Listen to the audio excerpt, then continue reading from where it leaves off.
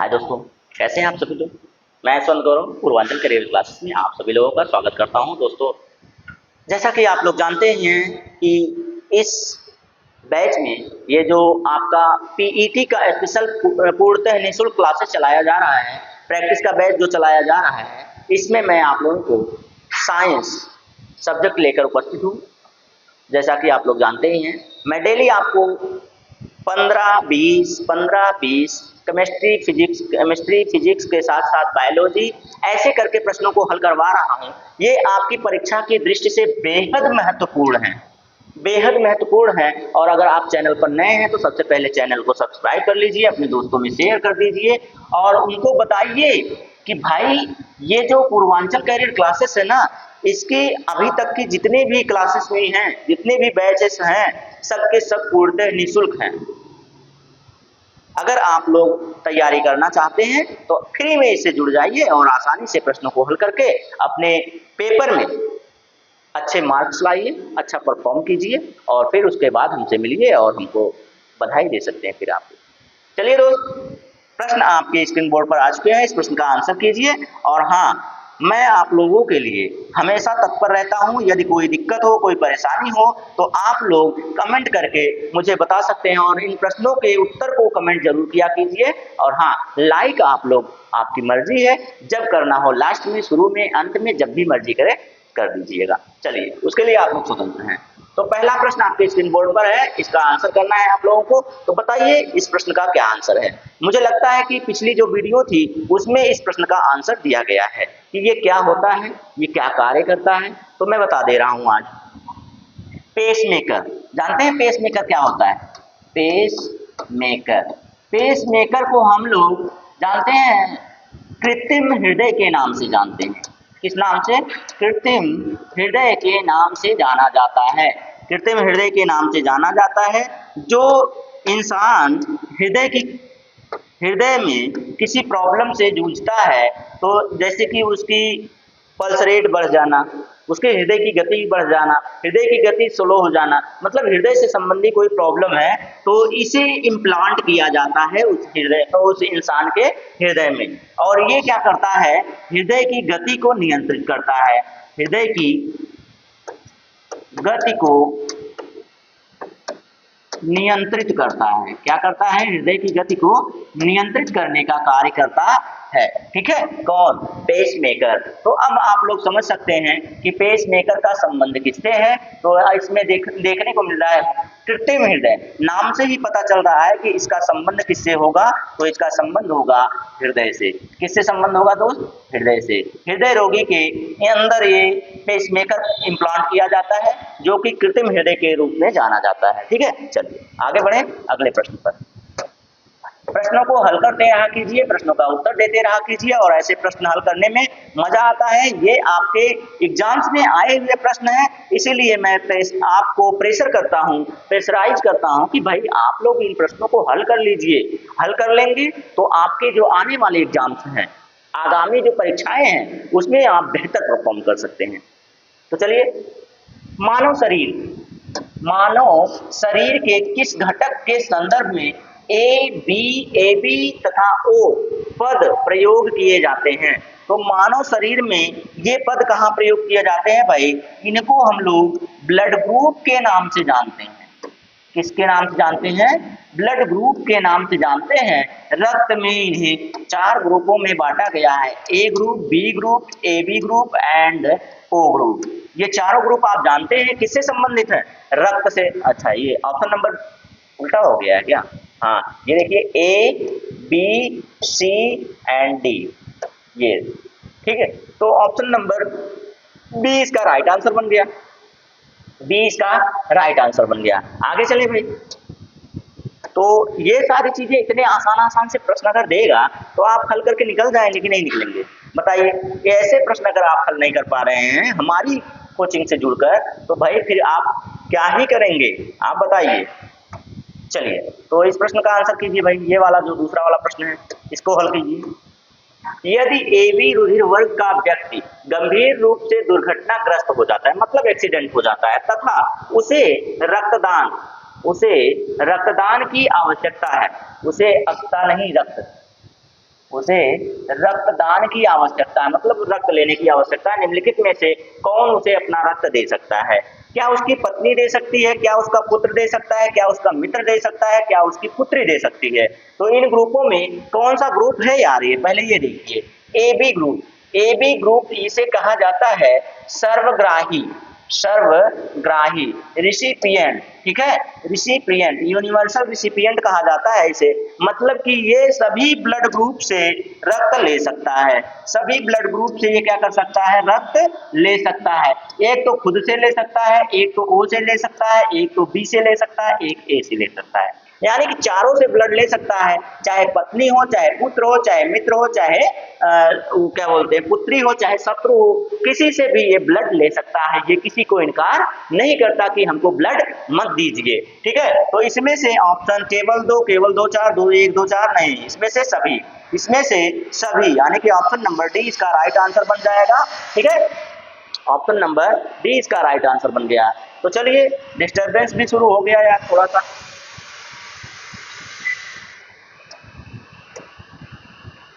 आइए इस प्रश्न का आंसर कीजिए भाई। इस प्रश्न का, ए बी रक्त समूह का दाता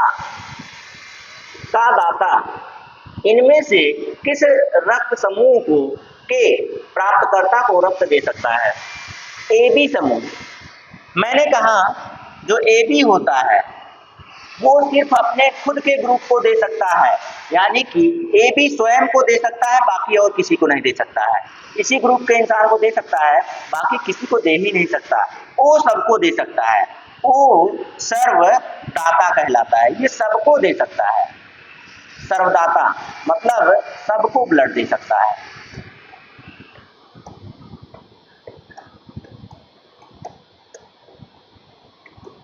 सबको रक्त प्रदान कर सकता है। कौन? O group. चलिए, इतना भी जानते रहिए, ये भी हो गया। अगले में चलते हैं भाई। अगला प्रश्न ये रहा, ग्रुप ए रक्त वाले व्यक्ति को किस ग्रुप का रक्त दिया जा सकता है? किस ग्रुप का रक्त दिया जा सकता है, जरा बताइएगा तो। बी ग्रुप का रक्त दिया जा सकता है, ए तथा ओ ग्रुप का दिया जा सकता है, ए बी ग्रुप का दिया जा सकता है, या बी ओ का दिया जा सकता है। तो भाई इसमें जो एंटीजन और एंटीबॉडी होते हैं ना, एंटीजन और एंटीबॉडी होते हैं, वही इसी का कमाल है इसमें कि कौन किसको दे सकता है। लेकिन जिस ग्रुप का इंसान है उस ग्रुप वाले तो दे ही सकते हैं, मतलब ए दे सकता है, बाकी किसी में ए है ही नहीं। ओ सबको दे सकता है, यानी कि ऑप्शन नंबर बी हो गया, ऑप्शन नंबर बी हो गया, यही सबको दे सकता है।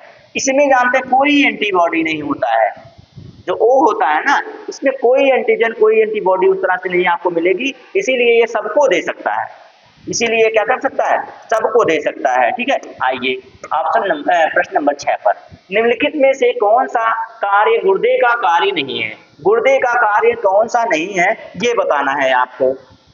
चलिए बताइए तो, गुर्दे का कार्य नहीं है, क्या नहीं है भाई, वो बताना है आपको। तो इसमें से रक्तचाप का नियमन नहीं, गुर्दा भाई रक्तचाप का नियमन करता है।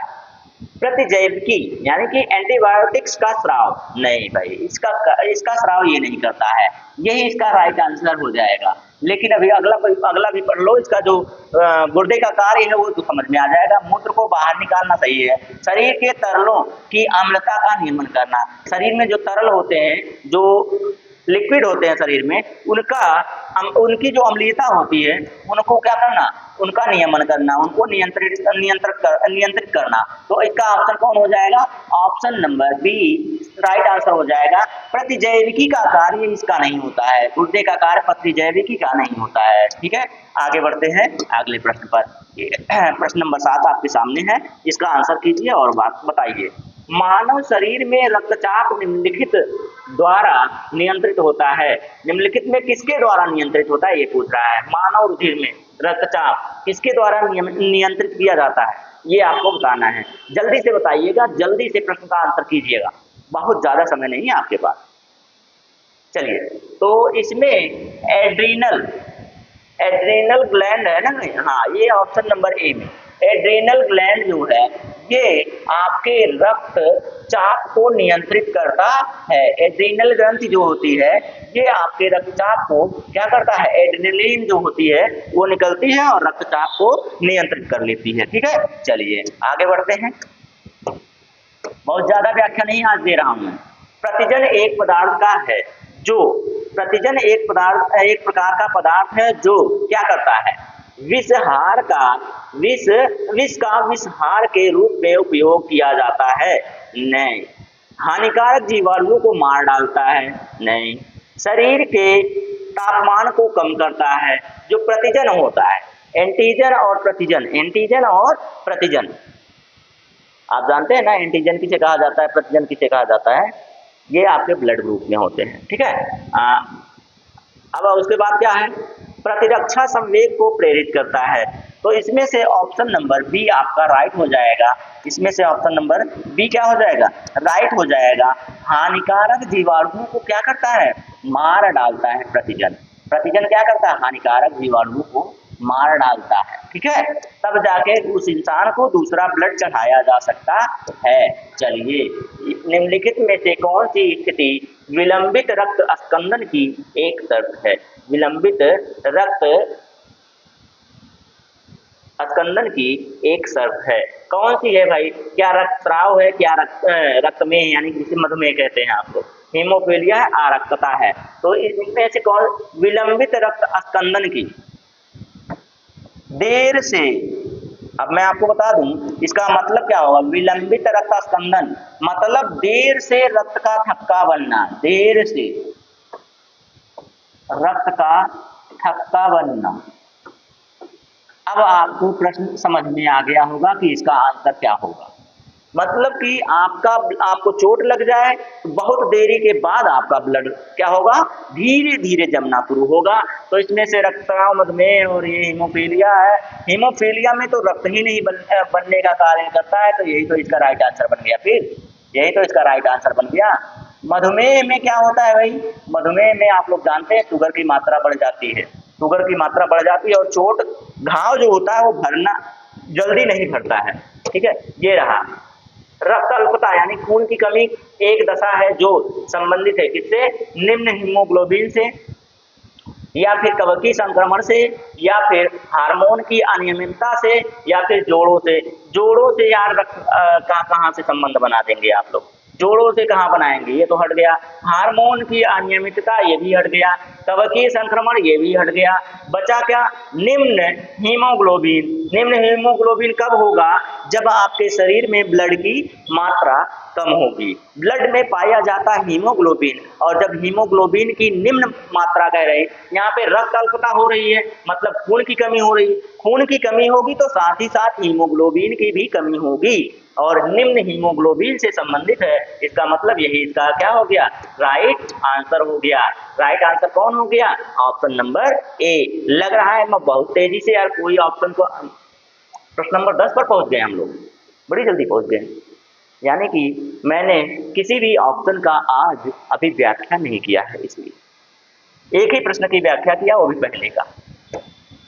अब कर देता हूं थोड़ा सा, आइए थोड़ा जल्दी से कर देता, इन प्रश्नों का की व्याख्या कर देता हूं। एक वयस्क मानव में रक्त का निर्माण होता है। एक जो वयस्क मानव होता है ना, उसमें रक्त का निर्माण कहां पर होता है पता है, रेड बोन मैरो में। कहां पर होता है, तो उसे कहते हैं हम लोग red bone marrow, red bone marrow. ठीक है, रेड बोन मैरो यानी कि इसे हम लोग कहते हैं लाल अस्थिमज्जा में, जो आपकी रीढ़ की हड्डी के अंदर पाया जाता है। हड्डियों के अंदर पाया जाता है क्या, रेड बोन मैरो पाया जाता है। तो इसी में रक्त का निर्माण होता है। क्या होता है, रक्त का निर्माण होता है। ठीक है, रक्त का निर्माण होता है। और रक्त का अंत कहां पर होता है, रक्त की मृत्यु कहां पर होती है, रक्त की मृत्यु कहां पर होती है, इसे भी बता दीजिए। अभी तक मैं व्याख्या नहीं कर रहा था, आप कर दे रहा हूं। तो रक्त की मृत्यु कहां होती है मेरे भाई, तो ये होती है प्लीहा में, जिसे आप लोग अंग्रेजी में क्या कहते हैं, प्लीहा कहते हैं हिंदी में, और अंग्रेजी में कहते हैं स्प्लीन। क्या कहते हैं भाई? स्प्लीन नाम से जानते हैं इसको। तो यही आपका राइट आंसर हो जाएगा भाई। इसमें कौन सा राइट आंसर हो जाएगा? लाल अस्थि मज्जा। किसे कहेंगे? लाल अस्थि मज्जा को कहेंगे। क्या? कि रक्त का निर्माण इसी में होता है। ठीक है, लाल लाल अस्थि मज्जा में, रेड बोन मैरो में कहाँ होता है? हड्डियों के अंदर होता है। ठीक है, हड्डियों के अंदर होता है। निर्माण और मृत्यु की बात दोनों हो गई। इसीलिए रक्त का कब्रगाह कहते हैं किसको? रक्त का कब्रगाह। ये प्रश्न भी बार बार आता है, इसलिए लिख लेना। कब्रगाह कहते हैं किसको? कहते हैं रक्त का कब्रगाह भाई। तो स्प्लीन को कहते हैं, प्लीहा को कहते हैं रक्त का कब्रगाह, क्योंकि वहीं पर जाकर इनकी मृत्यु हो जाती है, वो इनको समाप्त कर देता है वहीं पर। ठीक है, निर्माण कहाँ होता है? अब रक्त का रसोई घर कह लें इसे, रक्त का जन्मदाता कह लें इसे, किसे? लाल अस्थि मज्जा को। चले आगे चलते हैं फिर। ये रहा प्रश्न नंबर 12। नाड़ी स्पंदन मात्रा मापक कौन सा है? तो क्या मापक होता है उसका भाई? तो मापक जो होती है उसकी, वो गति के द्वारा की जाती है। ठीक है, मात्रा कैसे मापी जाती है नाड़ी स्पंदन की?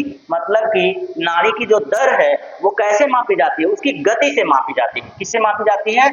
उसकी गति से। अरे यार, आपकी नाड़ी चेक करना हो तो हाथ यहाँ रखते हैं, यहीं रख के हाथ आपका चेक कर लेते हैं, देखिए धड़क रहा है, और इसी को मिलाते हैं आपके सेकंड से, घड़ी से इसी से मिलाते हैं, और 1 मिनट में ये 72 बार आपको धड़कता हुआ दिखाई देगा। ये आपके हृदय से जुड़ा होता है, और हृदय जितनी बारी धड़कता है वो यह भी उतनी ही बारी यहाँ पे क्या करता है? धड़कता है। यहाँ पे टपकता है, जिसे आप लोग देसी भाषा में कहते हैं टपकता है, टपक रहा है, तो वही टपक रहा होता है। ठीक है, तो चलिए, हो गया ये, मजा आ गया जानकर इनको। तो गति के माध्यम से, बाकी स्थानांतरण जो होता है यार, एक रूप से दूसरे रूप में स्थानांतरित करना होता है। बल जो होता है ये कार्य के लिए क्या होता है? उत्तरदायी होता है।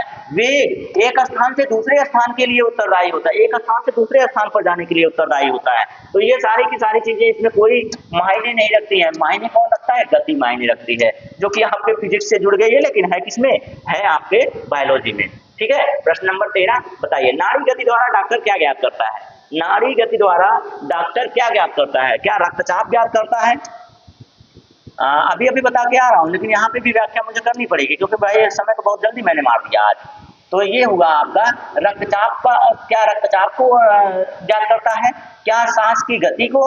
अच्छा, एक बार 1 मिनट में कितनी बार इंसान सांस लेता है? 1 मिनट में, 1 मिनट में लगभग कितनी बार इंसान सांस लेता है? एक इंसान, नॉर्मल वयस्क इंसान कितनी बारी सांस लेता है?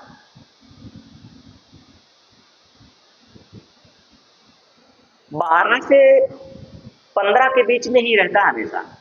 12 से 15 के बीच में हमेशा इंसान 1 मिनट में इतनी सांसें लेता है। तो सांस की दर तो ये अलग ही हो गई ना, 12 से 15 कर लीजिए, इसी के बीच में ये सांसें होती हैं 1 मिनट में। ठीक है, तो ये तो अलग बात हो गई, इसको नहीं ज्ञात करता है नाड़ी से। तो इनमें से कोई नहीं, ये तो हटा ही दीजिए, ये हटा ही दीजिए। बचा क्या? हृदय की धड़कन। इंसान मतलब ये बताइए, अभी अभी ऊपर यही तो बता के आ रहा हूं, ये जो नाड़ी होती है इसको पकड़कर ये पता किया जाता है, ये जो जितनी बारी टपक रहा है ये हृदय से जुड़ा होता है। अब हृदय जितनी बारी धड़केगा ये भी यहाँ उतनी बारी धड़केगा। तो इसका मतलब है कि नाड़ी गति द्वारा डॉक्टर आपके हृदय की धड़कन को मापता है, हृदय की गति को मापता है, हृदय के धड़कने को मापता है। ठीक है, तो कहाँ पे हो गया? हार्ट बीट को मापता है, अंग्रेजी में कहते हैं तो इसे हार्ट बीट को मापता है। आप देखेंगे बहुत बार हार्ट बीट ही लिख दिया जाता है, तो हार्ट बीट को मापता है ये। ठीक है, चलिए, 1 मिनट में कितनी बारी धड़कता है आपका हृदय? तो 1 मिनट में आपका हृदय 72 बार धड़कता है। कितनी बार? 72 बार धड़कता है। नॉर्मली अभी आपने एक प्रश्न कल पढ़ा था, उसमें 70 से 80 बार दिया था। कितनी बार? 70 से 80 बार दिया था। तो ये भी सही है भाई, इसी के तो नजदीक है, आगे पीछे इसके है, तो 70 से 80 बार मान लीजिए, अप्रोक्सीमेटली होता है ये, और 72 बार ये एग्जैक्ट होता है, आपका एग्जैक्ट होता है। ठीक है, तो ये सारी जानकारियां आपके पास होना बेहद जरूरी होती है। रक्तचाप आपका कितना होना चाहिए? रक्तचाप का जो होता है स्पीड जो होती है कितनी होनी चाहिए? नॉर्मल स्पीड कितनी होनी चाहिए? 120/80 होता है ना, 120/80 Hg।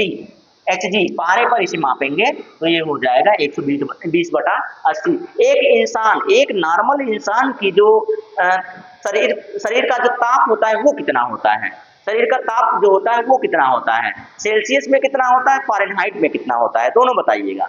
सेल्सियस में क्या 37 डिग्री होता है, 37 degree Celsius, 36 degree Celsius, 38 degree Celsius. तो आपको नॉर्मली देखने को मिलेगा 36 से 37, 36 से 37 देखने को मिलेगा नॉर्मल, ठीक है।